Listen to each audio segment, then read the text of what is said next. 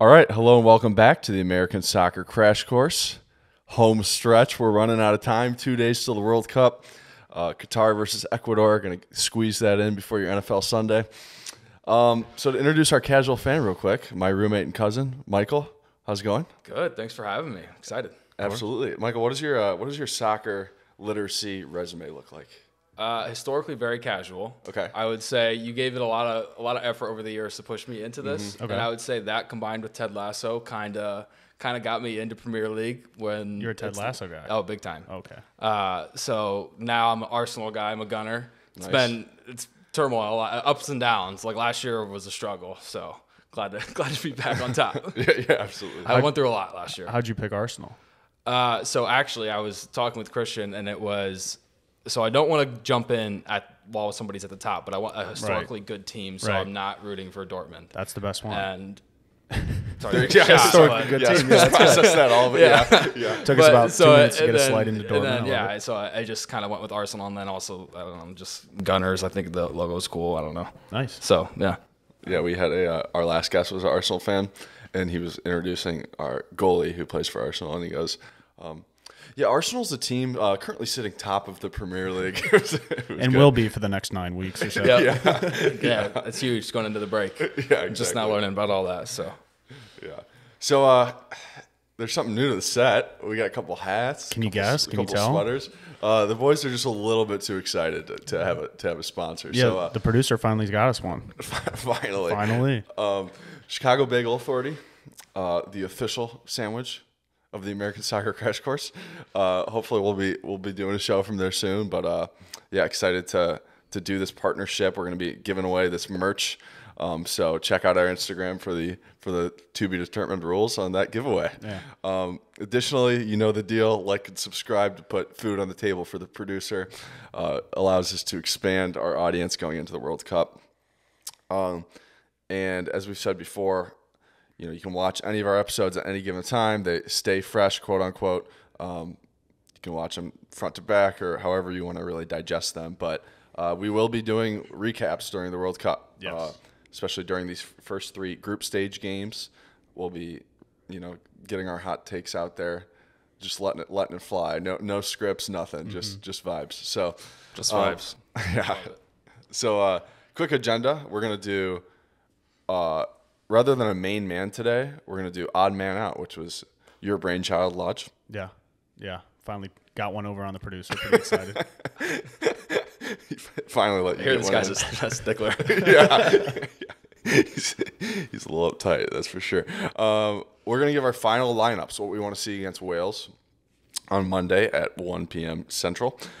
And finally, we're going to do a group stage preview, namely with Group B, the group that the United States is in. We're Group gonna of give death. The group. We'll see. We'll see. We'll Could have be. to break the contestants down, but and we'll let you know what we think of the group and the U.S. is standing in it. So Lodge, your segment. How about you tell us a little bit about the odd man out before I tap our other host in. Sure. Yeah. So a couple ground rules for the odd man out. So the way that we're looking at it is really we're assuming that all of the other positions are filled other than right wing. So in that scenario, Weston McKennie starts, and so it's going to be Musa, Adams, and McKennie, or however you want to think of it, really anyway. Just with the reason that we're kind of throwing some doubt on that is McKennie's been hurt, and Right. so it's unclear whether or not he's going to be totally good to go. But Yeah, so we're assuming that McKennie starts there. And additionally, in contrast with other position battles where you have possibly 2 guys looking at it, we have 3 guys that are looking for the right wing position. And so we want to talk about each of them, kind of give their backgrounds, quick highlights, and then talk about who we think is probably best to start on Monday. Monday. Monday. Yep, Monday. And last note about these guys is, we've talked about how Aaron Long and we've probably had some level of seriousness in our voice about please don't put this guy in the field. Yeah. All 3 of these guys are core guys to the operation, so it's not so much life or death. Right. They're all going to see who's- time. It's important who starts, but they're all going to get on the field in some way, shape, or form. But somebody's going to be the odd man out, somebody or 2 people. So Yeah. So we're going to tap in our third host here, Max Heath. Max is blowing up the socials once again. I don't know if you're aware of this, Lodge. Really? Yeah. Oh, It yeah, kinda puts- actually, I'm seeing it. Yeah. Yeah, it kind of puts us in the hot seat. I'm not gonna lie. Yeah. His hot take, what was it? It was something about He hates the MLS. He hates the MLS, yeah. Yeah, Euro snob over there, Max. with a passion. So, all right, tap him, Maxon. All right, so we're back with the right wing position battle. First off, we're going to start with one of my favorite guys on the team, Tim Weah. Tim is a 22-year-old from New York City, although by his heritage, he kind of is multinational. Plays for Lille in France, which is a pretty decent team in Ligue 1, the French league. Recently, he's been getting some minutes at right back, unfortunately, but realistically, he is going to play right wing for us. There's rumors of him even getting some minutes at striker. We'll see. Well, jury's still out on that. But 3 goals and 2 assists in 22 games for the USA. So not great production from stats-wise, but he does really kind of open up the field, is very technical, and is good to beat a man on the dribble. Fun fact, his father, George Weah, was the first African player to ever win the Ballon d'Or. The Ballon d'Or, for those of you who don't know, is kind of the player of the year, I would assume. So like MVP is how I would describe it. He was the first African to do it. Very successful soccer player at AC Milan. And is now the president of the native Liberia, where he was born. So similar to how, Arnold Schwarzenegger, I think, is like a governor of California. It's kind of like Manny Pacquiao. Yeah, that's a good one. Manny Pacquiao's good. But yeah, the case for Tim Weah is really why he would start in the World Cup. He was kind of the best, really just one of our best wingers when it coming into World Cup qualifying. He, as I mentioned, would beat guys off the dribble very well. Kind of gives us a lot more width, kind of opening up the space for a lot of guys to kind of come in. Christian probably will be playing left wing across from him, but we'll have a lot more room in the middle to kind of come in, get balls, and beat a man on the dribble. He also can beat quite a few people on the dribble, and is our only true winger of the 3 people that we'll be mentioning here. Yeah, the kind of player you want to play with in FIFA. I mean, he's got a lot of pace, a lot of athleticism. Really one of the more dynamic players we got. 5-star skills. So what's the 5-star difference? skills. So the striker and the winger, because talking about FIFA, I used to always have a guy at the top. Right. And it sounds like you're kind of interchanging them. But so there's a guy at the top, the striker, and then you have wingers behind them. Right. Okay. Yeah, so the striker's always up top usually. The wingers are the 2 guys on the outside. So we're talking about 3 people up top usually. But the way that this team kind of works is Christian Pulisic, our current best player at the time, he kind of drops into space into the middle more out of his wing position to get the ball. It's kind of like, in the NFL when they make plays to get the ball in the playmaker's hands. It's kind of like that. Okay. Yeah. That makes sense. Mm-hmm. And then lastly, although we did talk about a lot of positives with Tim Weah, one reason to bench him, really he's failed to be a consistent contributor, really at the club level. As I mentioned, he's been getting a lot of minutes at the right wing back, playing right back with his club. Hasn't had a lot of, positive things going into this World Cup, although when he gets into the squad, I'm sure he'll get a lot more comfortable, but he doesn't necessarily have a lot of, what's the word I'm looking for? Positivity? Form? Yeah, that's the word. Thank you for not a lot of vibes, yeah. I wouldn't say positive vibes out of him coming into this, but he has looked good in the U.S. jersey, though, and that's one of the reasons why we're feeling good about him. But yeah, I mean, definitely expect him to be a big part of the team, most likely in the starting lineup, at least for some of the games, right? Yeah. Yeah, we'll see. I mean, but as we're kind of talking about, we've got 2 more guys that are really fighting for those spots, and it's probably going to be a lot of splitting time in these early games, and if we do, hopefully, knock on wood, thank God, if we do make it to the knockout rounds, there's probably going to be a clear number 1, so we'll see how that goes. Well, let's get right into the next guy, and that's Gio Reyna. Gio Reyna is only 20 years old. I thought he was even younger. I guess he probably just turned 20. Yeah.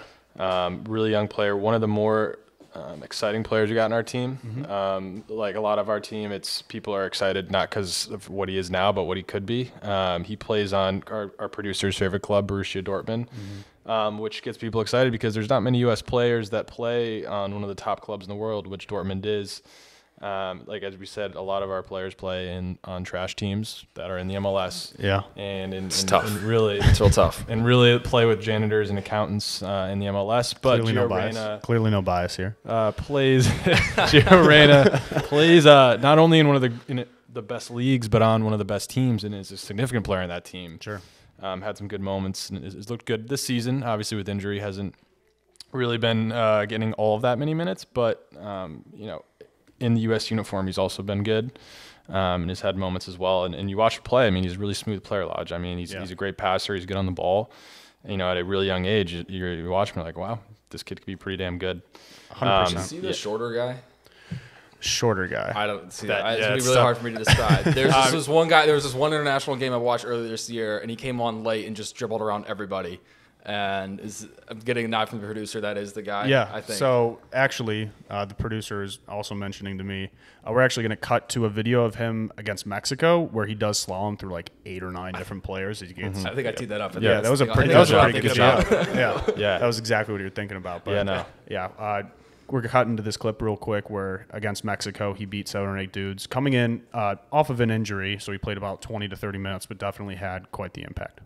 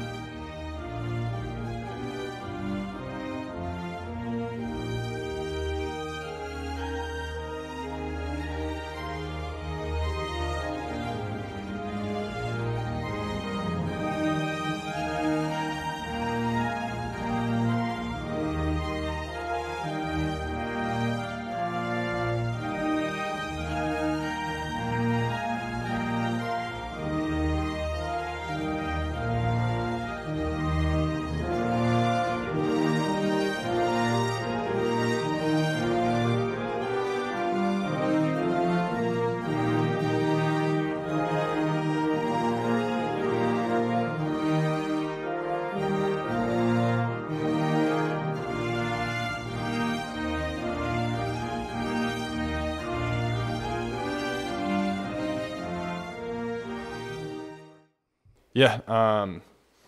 So a fun fact about Gio Reyna, his dad was actually a U.S. men's national team legend, I would say.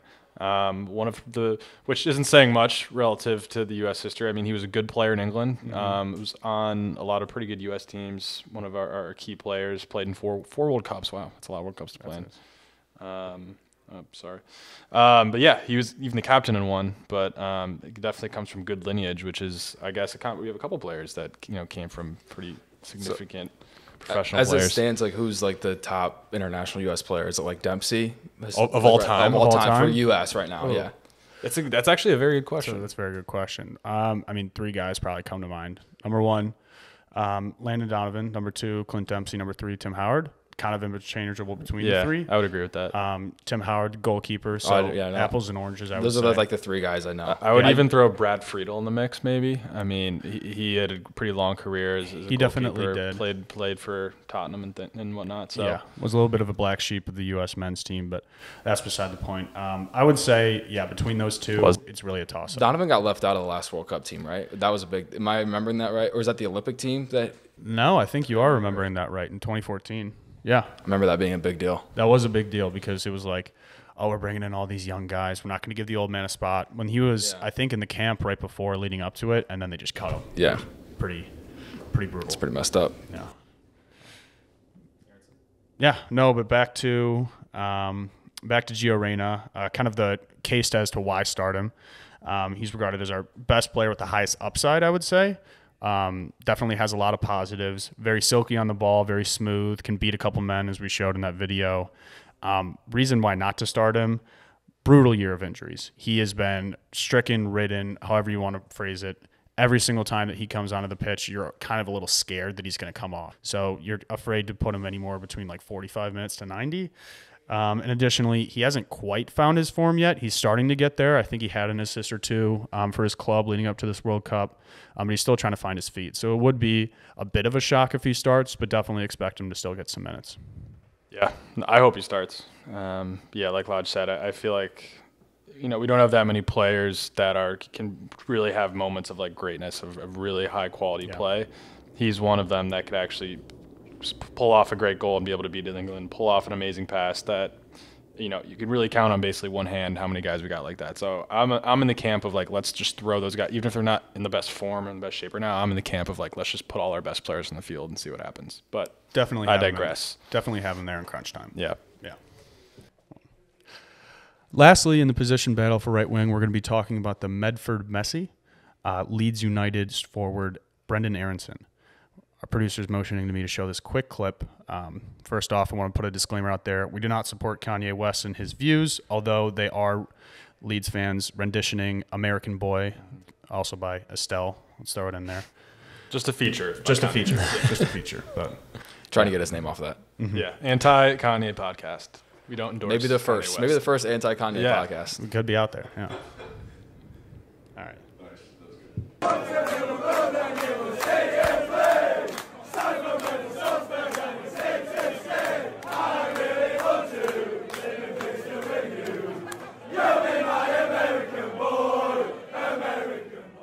All right, so back to setting the stage on Brendan Aaronson. 6 goals and 5 assists in 24 appearances for the U.S. men's team. Seems like all of them are around 20, 25 appearances. It's kind of like very similar in the level with which they play with the team. But fun fact, his younger brother Paxton is actually on the MLS club Philadelphia Union on one of the younger U.S. men's teams as well. I think he was one of the top performers in one of the Youth World Cups this year, actually. Just got to move to Germany. Not necessarily sure what team, but they definitely, you can expect them to be brothers moving on to the U.S. men's team in the future, which will be pretty cool to see. Union just had a tough L, didn't they? Union, they just had a tough L. Yeah, they did. That's a good one. Yeah. Yeah, we just talked about that. Love some Philly hate.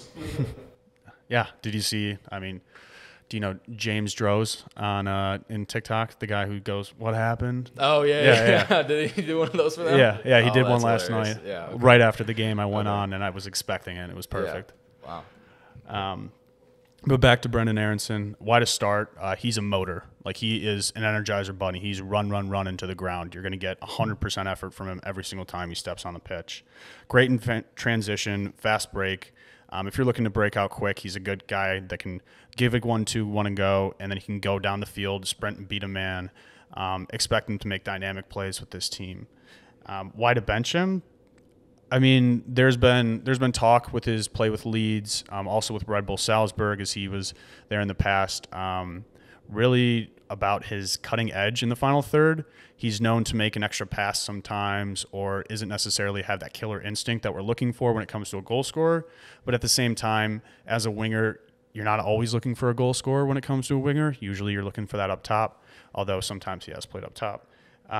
Additionally, he's on a team that we need more goal scorers. This team, with the 2 games leading up to this, we had Saudi Arabia and we had Japan.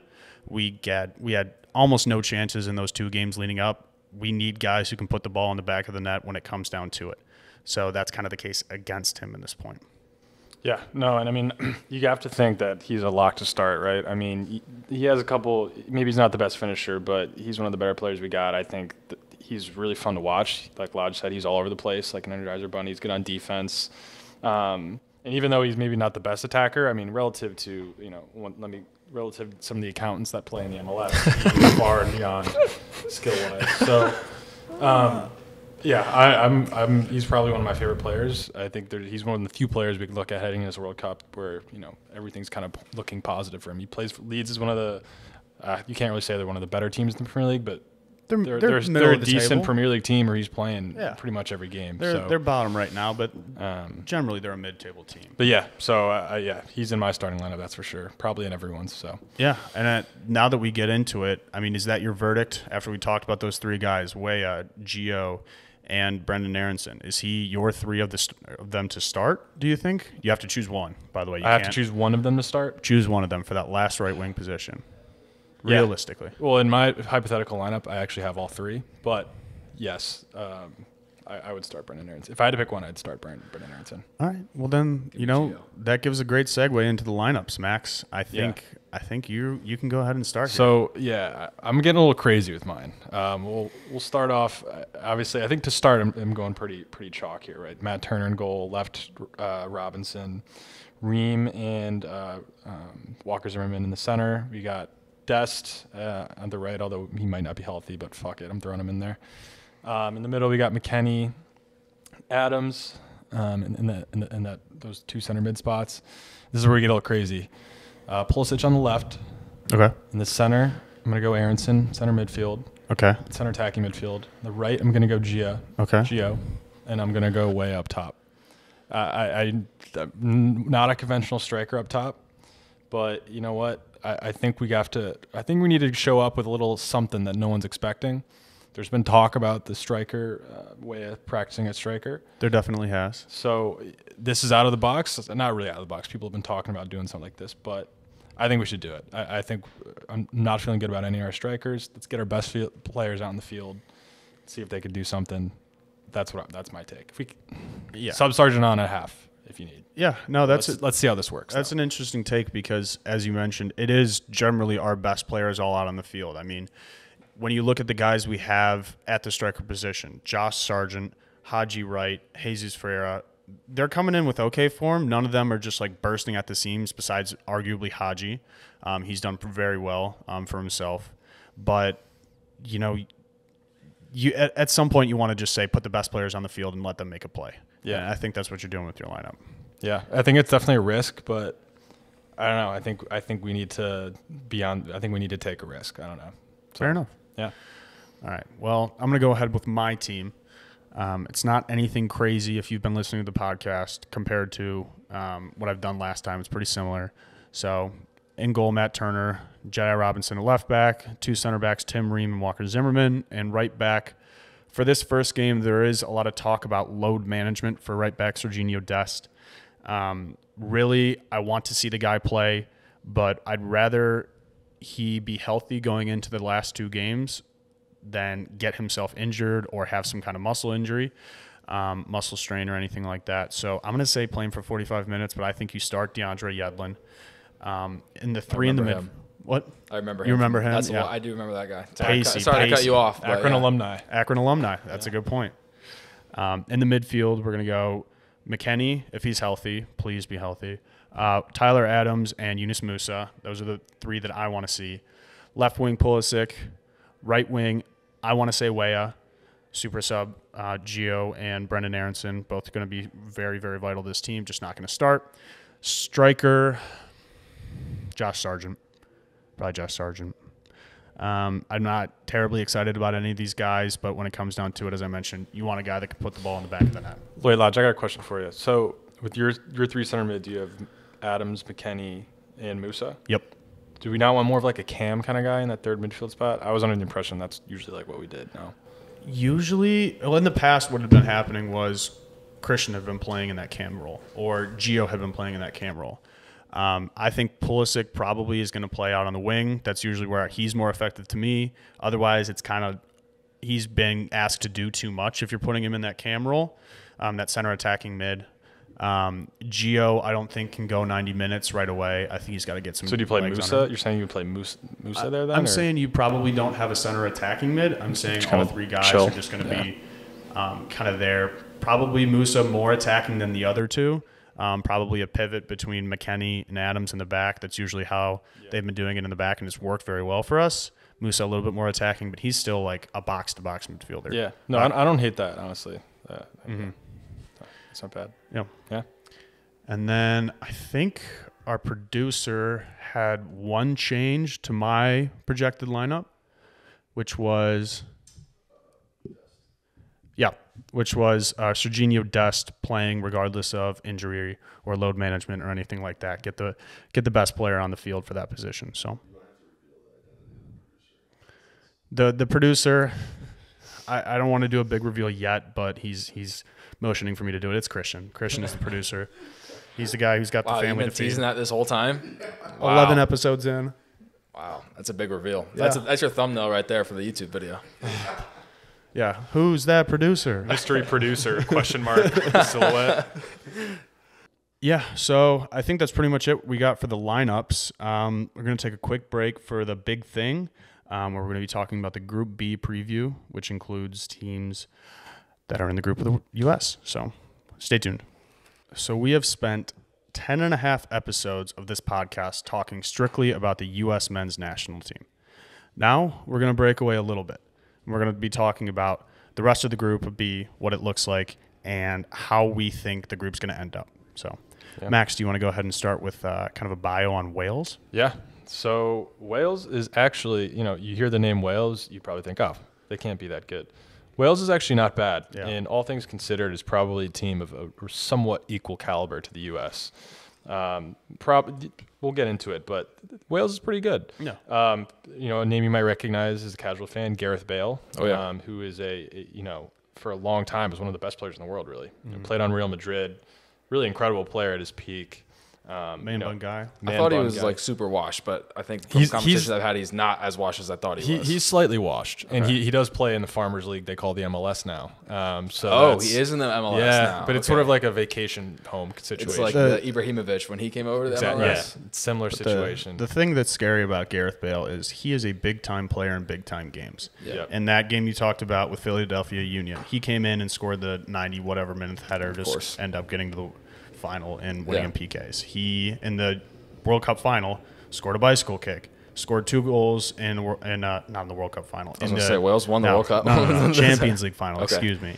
Against Barcelona, he had one of the goals of the year where he beat somebody for pace. I would say he got pushed out of bounds by like 5 yards, still sprinted around this guy, beat him down the sideline. He's a physical specimen. He's a scary guy. And, honestly, it would be in the best interests of the U.S. if we were able to. Is there a golf course in Qatar anywhere? I don't know. So Gareth Bale, one of the funny things in the media is that Gareth Bale loves golf more than soccer, and he actually got in trouble at Real Madrid because he would play like 36. He would try to play like 18 holes before their games. For the Euros, he had a flag that said Wales, golf, Real Madrid in that order. No way. Yeah. I love this guy already. I mean, so we gotta. Hopefully, there's a golf course that near the stadium. Maybe he'll get distracted. Get him a couple free tickets. Get him a couple free rounds. But I will say I'm definitely in the camp of I thought Wales when I saw they were in the group. I was like, oh, that's Wales. Come on, that's and as you would, but they have like I'll get into it. They have a few players that are pretty good.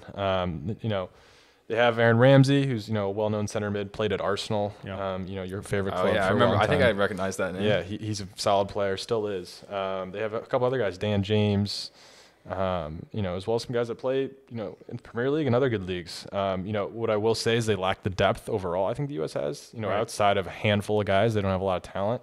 They have a lot of. They really, apart from those top guys, have a lot of Brexit geezers on their team. A lot of just really lower tier English guys that probably, have some fish and chips before the game, and then. But still to be noted that they do play in the Premier League. A lot of these guys do play in the Premier League. A lot of them do. So I wouldn't say the quality is that low, but it's definitely not the greatest. Yeah, and actually I didn't know this, but this is Wales' first World Cup in 64 years. Ooh. Wow. I would not have guessed that because they have actually been pretty good on the world stages of late. They had a couple good Euro run, if I'm not mistaken. But I think really, it's going to be a pretty even game. I think. It's really a toss-up between the U.S.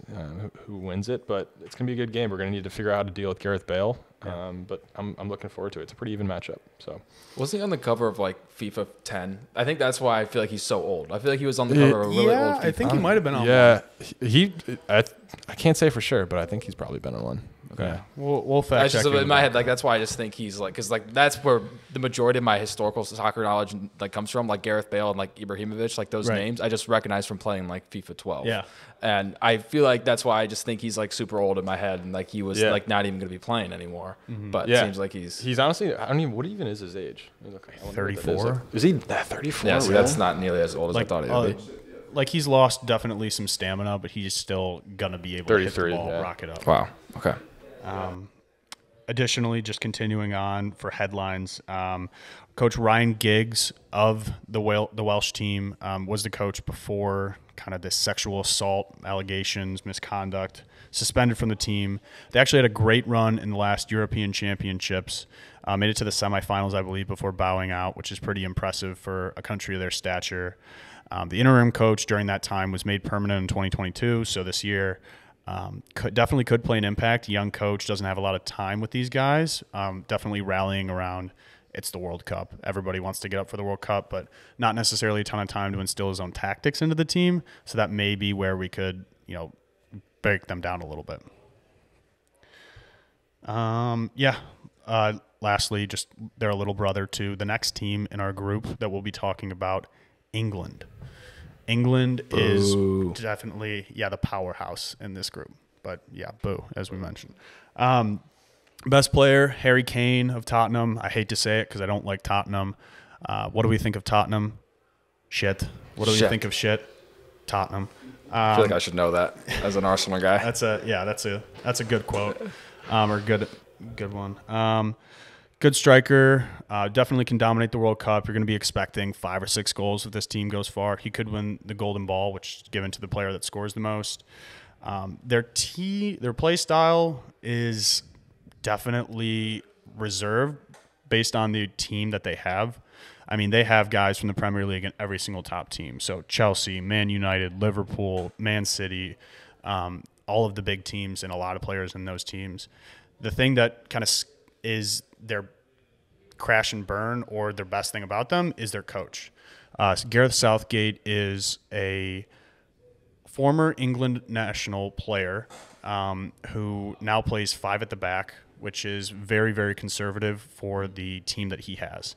He has a myriad of wingers that he can throw in there, a couple great strikers, a great midfield, and he still chooses to throw in terrible center backs, as many as he can, into the game. No idea why, but he continues to really likes to park the bus. I wouldn't say park the bus. It's more possession-based. Okay. But he definitely can park the bus if they're up a goal. Okay. That wouldn't shock me at all. Their weaknesses really lie in that center back area. So guys like Harry Maguire, if you know him. He's like the most English-looking person of all time. Exactly, yeah. Slab head is what they call him. But, the team's stacked with talent. Guys like Mason Mount, Harry Kane, Raheem Sterling, Jack Grealish, I think, is on the team, I want to say. Not Jadon Sancho. I found that out today on Twitter. Wasn't paying attention. Surprising. A little bit surprising. Yeah. What about Steven Gerrard? He's probably long gone, right? That was another guy from FIFA. Yeah. That was my favorite player. He's out of there. Yeah, he's probably more likely to be the coach. Oh, really? Yeah. He was the coach of Aston Villa. I think he just got sacked though. Oh, really? Yeah. Oh, damn. R.I.P. But a lot of young guys coming into this team, but also a lot of the old guard too. Guys like Bukayo Saka, Phil Foden, who are in Arsenal and Man City respectively. Jude Bellingham of Christian's favorite team, the producer. Borussia Dortmund. He's definitely going to get some minutes. He's a workhorse. Definitely a guy that you got to be scared of. Scary squad selection, as I mentioned. If they start the players that we think they're going to start, it's going to be funny. In the midfield, Jordan Henderson, who's generally their captain. This guy is older than, I would say, the Stone Age. Okay. So old, definitely out of touch. It slows down the play whenever he plays, but he's been playing consistently for this team. We want to see him in the game if you're a U.S. fan. Okay. If Harry Maguire, as we mentioned, if he's in, you're excited if you see him in the lineup. I'd love to see him just get toasted by Christian Pulisic. Yeah. Recently, they made it to the Euros final, lost to Italy in the final, I think in PKs after being up 1-0, so they know how to blow a lead, which is great. Yeah, that was funny. That was a game where they lost a decent amount of producer just ran through the camera. There was a game where they lost a decent amount of, I would say, poise going into the World Cup. They had a lot of firepower going in. Fans were saying, it's coming home, meaning the World Cup coming into this year. They definitely can rally around the team if they get good results early on, but we're hoping that they kind of stutter a little bit. Yeah, that's the thing about England. I mean, talent-wise, they're about as good as anyone, but they're just kind of in their own head a little bit, it seems, always. 100%. So, even though on paper we'll probably get killed by them, and that probably will happen, but just the fact that they're in their head gives you a little bit of hope of all right, well, if we play a good game and they make a couple mistakes, they're beatable. Yeah. What are your realistic expectations for that game Friday against England? Yeah. I mean, we'll probably lose. I think it'll be a close game though. We're gonna be I would say elated to come out with a draw. Okay. Yeah, a draw would be we would be a so big excited. You'd be happy with. Yeah, I'm calling a 1-1 draw, but you'll hear more about that in my predictions. Okay. But this is a team It's a where, little teaser, what we like to call in the biz. as Max said, they're definitely in their head. The last Euros was probably their prime, if you want to say. They could be a little bit on the downturn, but you really just don't know. They have a lot of young guys and old guys. It's just going to be a wait and see type of thing. Okay. Lastly, coming into the firecracker of the group. Yeah, that brings us to Iran, which I was ready to just start talking about how shit they are. But actually, looking at this list, they're actually not bad, Lodge, right? Well, yeah, if out of any Asian country that is in here, they're probably the last one you want to be playing. Yeah, they seem to be hot. I mean, they were probably the best team in Asian World Cup qualifying. Yep. They have a couple wins against Uruguay, Senegal, which is, those are both respectable teams. And I guess they have a couple, pretty big players that play in some decent leagues. So I wouldn't say they have big players. They've got a couple good, okay players. They've got a striker who plays for FC Porto, which is obviously a Portuguese team. He is what you don't want to face in the World Cup is a good striker. What we're talking about with our team, Max chose to kind of eliminate the striker position with his team. I'm saying that it's a weakness in ours. That's their strength to this team. Let me ask you a question, Lodge. Would this, to be honest, I don't know him. What is Mehdi Taremi? Would he start at striker for the United States? Good question. He would definitely be on the team. Okay. I think he would probably start. Okay. A little scary. That in itself is like, okay, you know what? Yeah. Iran, we might actually have a good game on our hands. Sneaky group of death vibes. Yeah. Sneaky group of death vibes. And one thing to note about the team is he's going to get the ball a lot because they play very direct. It is very much a hoof it and go, get it to the target man, play off of him, the number 9, the striker at the top, and try to get him as much service from the out wide as possible. They're not going to beat us in possession. They're not going to beat us in anything else. It's really just going to be how many chances can they give this guy up top. And that's what we're scared about because he's been putting him away against big teams. As Max mentioned, Uruguay. They tied Senegal. It's a little scary coming into the World Cup that they're in form. They're a hot team, and we've been cold. We did not do well in our 2 games leading up to the World Cup. So. Yeah, so it's within the realm of possibility, definitely, that we could lose to them. And I think, Lodge, we talked a little bit about how much we think that would set back U.S. soccer. Yeah. If we lost to Div on the world stage, first World Cup in 8 years, we come and lose to Iran, that would probably not be a great look for Americans who are used to beating just about everyone in international sports. Right. To lose to Iran, that would be like, all right, what am I even doing watching this sport? Yeah. So. And there was talk, I think, of them being subbed out, Iran. Yeah. Right? Yeah. I'm not making that up? Okay. Yeah, no, you're right. Italy, who won the Euros but actually didn't end up going into the World Cup, they didn't make it through qualification, put in a petition to take their place, as they should, because they wanted to Italy get in. started the petition. Okay. There was a lot of talk where people across the world were saying, they should not be in there because of, all the geopolitical situations in there. We're not going to go into all of those. We're going to say that it's very, very horrible. Yeah. So And as we know, though, FIFA really, you'd have to really do a lot for FIFA to kick you out for hell, we're reasons. in Qatar. We're literally in in Qatar. It was probably a tough call for them to rule out Russia. And that's saying a lot. So. Yeah, it is surprising a little bit. Honestly, yeah. I am a little surprised they did. Yeah. Sepp Blatter was probably very upset about that. Rolling over in his grave. I do find that kind of funny that Italy was the team that was like leading the petition since they didn't qualify. How fucked would we have been if Italy? That would have been a group of death. Now that would have been a group of death. Yeah. Italy, England, us, and then Wales. We would have been fucked. Done. Yeah. But definitely, I would say there's a lot of behind the scenes when it comes to playing Iran, both for us and the England team. Iran is definitely not going to be happy to play us. There's a lot of behind the scenes stuff between the two countries. It's going to be a chippy game regardless. You're going to want to see a lot of fight out of this team. You're a little scared and to see if we have the backbone, and you're definitely going to expect Iran to come with a bit of a chip on their shoulder in this game. Yeah, definitely. I think, what do you think looking at all these teams? I would say optimistically as a U.S. fan, I think I'm going to put my standings at right. England's probably going to win the group. U.S. at 2, Wales at 3, and then Iran at 4. But like we talked about, these teams are all scrappy. These teams could all, we could beat any of these teams on a given day and lose any of them too. So it really can go any way. But that's what I have as my standings, Lodge. What do you think? Yeah, I'm definitely going to go England at 1. I think that's the safe choice there. 2, this is a U.S. men's national team soccer podcast. I have to go with my boys at 2. Yeah, it's got to be. We really kinda couldn't. have to. We really couldn't have. It would have been. Yeah, it would have been bad. May have been called a fraud for this whole podcast. Bit of a fraud. It would have been like, we did how much time put into this, and then we're like, just joking, we're not getting out of the group. That would have sucked. But yeah, I expect them to get out of the group. It's going to be tough. It's going to be chippy, but don't let these boys get hot. If we get hot, I can totally see us making a run after that, out of the round of 16 into the group of 8. More than likely, we'll be talking about that on the next episode, kind of the World Cup, how we expect it to pan out. But we'll be playing the winner of Group A, I believe, if we make it out. If we're the second in that, which would be, we would either play Senegal or Netherlands, more than likely.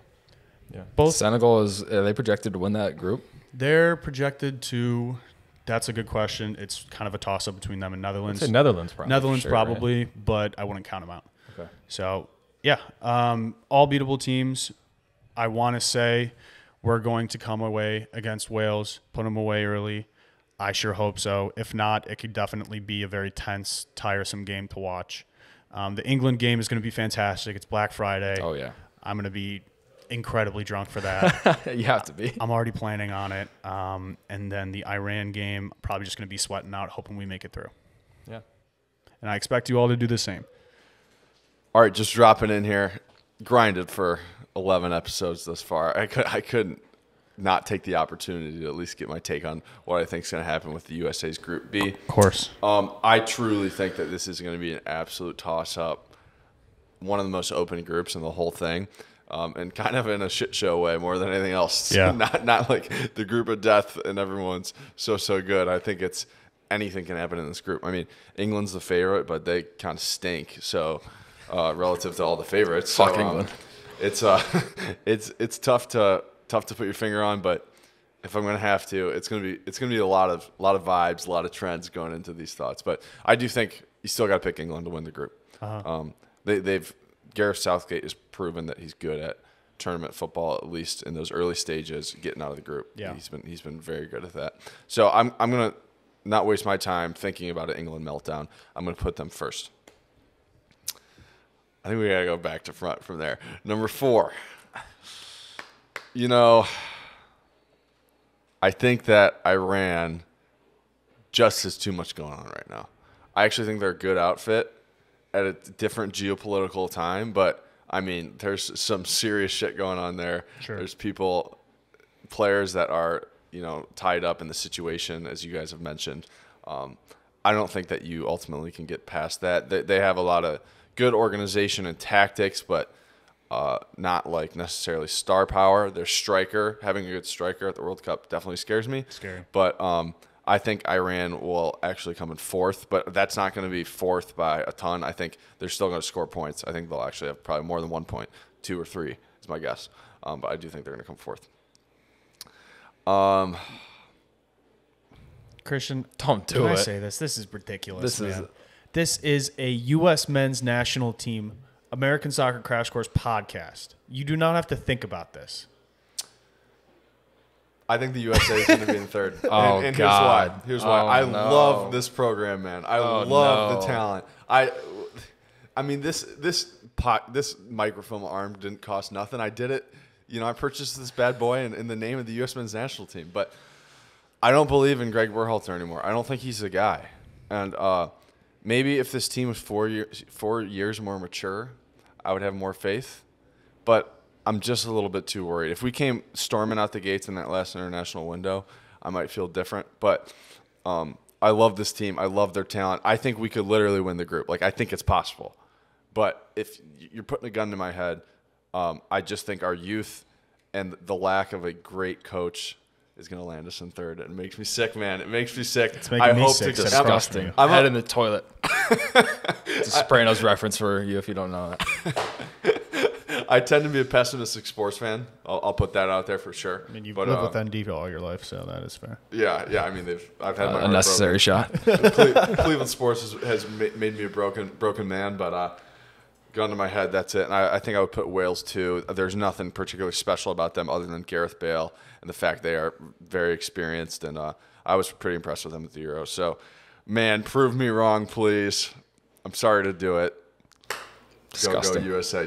Am I a traitor? I hope you eat your words. I hope we go back on this. I hope so too. We just so put much. a fucking big loser on your head or something. Oh, I would love it. I'd love nothing more. I'll get Old takes exposed. Come for this, man. The coldest takes please, exposed. It's going for it. Yeah. Please. It's the emotional hedge for me. So, Man. just to close out this 11th episode, we're going to be right back at you with the full World Cup preview. Lodge, I know this is right in your wheelhouse, so check out that, our 12th and final episode. Yep.